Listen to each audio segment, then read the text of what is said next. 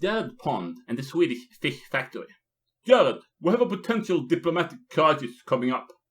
I gasped in shock as I heard my superior at Raki yelling in my ear while I was doing bench press at the nearby gym, causing the barbell to fall flat on my chest. Ouch. Why did Greg Steele continue his habit of blindsiding me and screaming out the latest investigative issues randomly instead of approaching me in a polite and calm manner to solve the cases? I pulled myself together, got the barbell off my chest, and moaned. What is it now, Greg? Greg pulled out a can of fish, handed it to me, and spoke. This is the problem, Jared. I looked at the can of fish in confusion. Except for having strange foreign text on it, I saw nothing out of the ordinary with the can. I don't understand. What is the problem with this can of fish? I asked. The problem is that traffickers are using these fish cans for smuggling drugs. The stench of the fish stops our sniffer dogs from smelling the drugs, Greg revealed. So, why don't we open one can of each shipment to find out whether there are drugs in the shipping batch or not? I suggested. That's a great idea, Jared. Why don't you open this can now? Greg snapped, handed me the can and the can opener. I looked at Greg in confusion. What was wrong with my superior at Raki? Was he too incompetent to open a jar of canned fish himself? I opened the container, and a vile and putrid stench reached my nostrils almost instantly. What was this abomination? Had Greg handed me a jar of concentrated sewage? I chucked the can of fish in the closest bin and exclaimed, What the fuck is that, Greg? Is this a prank? Greg shook his head and replied, They call it surströmming, and it's Sweden's most famous dish. They ferment herring and eat it. Why do they eat rotten fish? In any case, why is this a problem for us Aussies? You can ask Prime Minister Scurry Morissette to ban the importation of this biohazard at once. I exclaimed. I could, but there's a problem. The King of Sweden owns the Swedish fish factory. He's coming on a state visit next month. Banning the King's favorite produce would cause a diplomatic crisis. Along with the King, they are bringing 200,000 jars of surströmming. Finding the drugs in this amount of sewage is like finding a needle in a stinky and rotten haystack. Greg explained. So what do I need to do? I asked. You need to go to Sweden, infiltrate the King's court, and find out who's behind the drug smuggling operation, Greg said. How will I do that? I asked. I have asked the Governor General to send you as Australia's culinary liaison. You will be promoting Vegemite and kangaroo pies to the court of Sweden, Greg explained. I was about to answer Greg when I heard a message via the PA system. Due to a burst sewage pipe, we are closing the gym for today. Please leave the premises at once.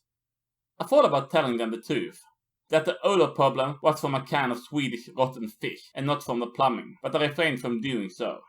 They'll figure it out, I thought, and left the building. As I left, I felt relieved that my nostrils no longer had to suffer the terrible pungent odor from the vile and slimy fermented fish.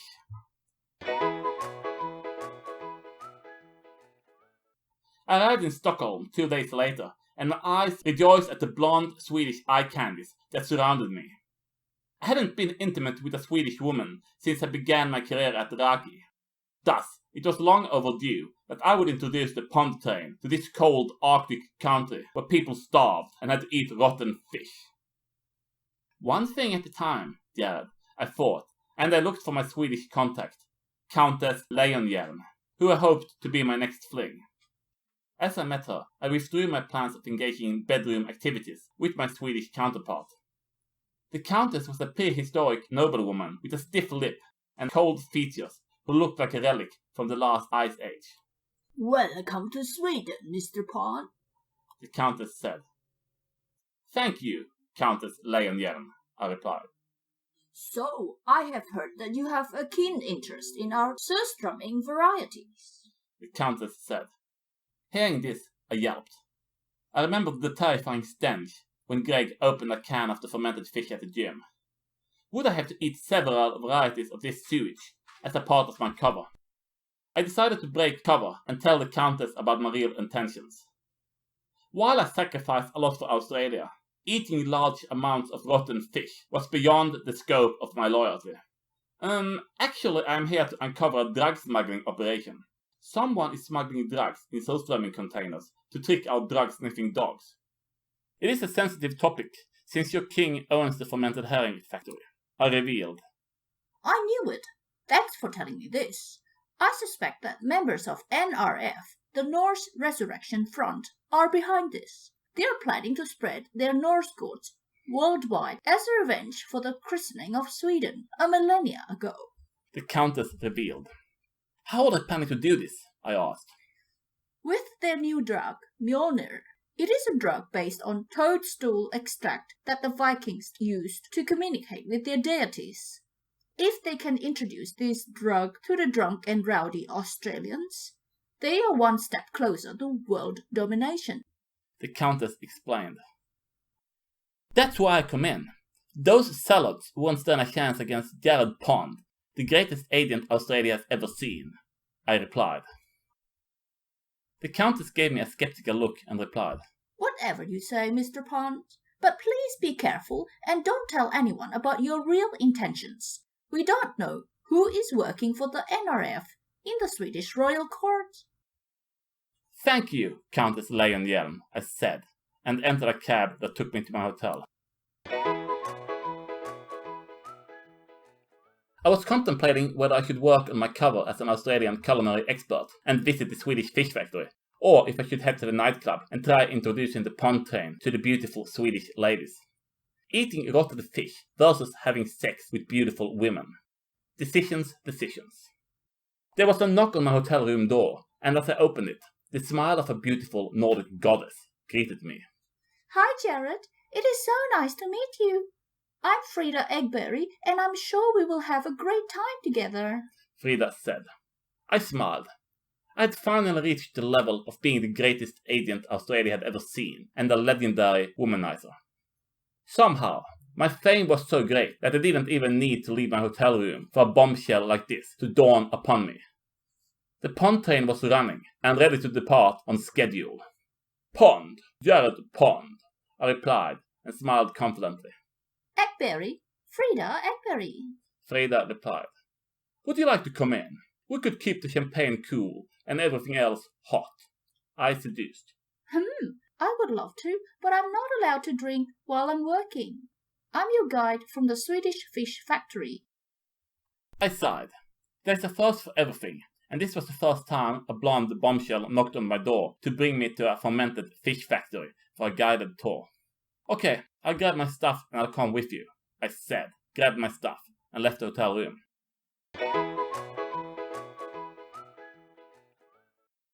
My heart was racing in terror as I was in the degustation room of the Swedish fish factory. The ambient stench of the rotten fish was absolutely terrible.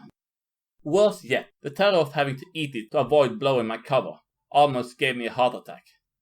Focus on something beautiful, I thought, and I gazed at Frida's beautiful cleavage. While picturing how I would fondle her boobs ravenously, I almost forgot the terrible ambient stench and the awful herring fish I would soon have to eat. Apart from being a pervert, I was also a secret agent, and I noticed a very important detail. Frida brought 14 jars of fermented herring for our degustation, but she left out the 15th brand on display, Torsvik. Could Torsvik be the brand that the drug smugglers used to smuggle the Mjolnir drug to Australia? The first brand for our degustation is Freya's Balsam. It is the mildest fermented herring for sale in Sweden. Freya's Balsam is not much stronger tasting than the common pickled herring that everyday Swedes are eating, Frida said, smiled, and used a fork to eat a piece of the fish, delicately. Frida's statement confused me. Didn't everyone in Sweden eat the rotten fish? I grabbed my fork and ate the fish in terror. It tasted mildly rancid, but not as bad as the can that Greg had opened in the gym in Australia. Frida smiled sweetly at me and spoke. It tastes great, doesn't it? This is my favorite brand of surströmming. How one can have a favorite brand of rotten fish is completely beyond me, I thought. I recalled my cover as an Australian culinary liaison, and I replied, Yes, it has a very distinct and interesting flavor profile. Frida smiled at me and spoke. I'm so glad to hear that. Most foreigners don't appreciate our culinary tradition. Would you like to try the next one? What answer would a culinary liaison give to this question? I thought. Any sane person would reject the offer of eating another brand of rotten fish. Yet I needed to keep my cover. I would love to taste them all, I exclaimed and gulped, realizing that I had signed up to eating 13 more cans of rotten fish for the sake of Australia. I love your enthusiasm, Mr. Pond. It is so great to find a foreigner that appreciates my culture. Frida chirped and hugged me. I hugged her back and I felt mixed emotions. On the one hand, I was hugging a beautiful woman and the Pond train was ready to depart. On the other hand, I was pretty sure that I was experiencing food poisoning and that I needed to purge in the nearby bathroom right there and then. Oh well, I wouldn't be Australia's greatest agent if I couldn't handle a situation like this. Frida let go of her hug and we proceeded to try 13 other varieties of fermented herring, each tasting worse than the one before. At the end of the ordeal, Frida looked at me and spoke. I'm so impressed by you, Mr. Pond. You have proven your manhood today. You were the first man to ever pass this trial. Do you mean the first foreigner? I asked. No, the first man, period. Frida emphasized. I stared at her in bewilderment. If not even Swedish people could eat this terrible stinking fish, who was then the target market for the product? Do you know what I want to do with the man who passes the trial? Frida said seductively. I've no idea, I replied. I would like to make love to him. Frida replied and gave a sweet smile. Ouch. This was a predicament. Under normal circumstances, I would love to participate in coitus with the stunning Swede, who was a 10 out of 10 in both aspects when it came to physique as well as craziness. However, I didn't know how long I could last before I would throw up from tasting 14 varieties of fermented herring. I closed my eyes and I listened to my inner mojo. You can do it, Jared. You are the greatest agent Australia has ever seen, my inner mojo said. I opened my eyes, smiled, and spoke. I accept your offer, Miss Ekberg. As she pulled down her skirt, I smiled. It was time for the Pond train to spring into action. Toot toot! Swoosh! Clang!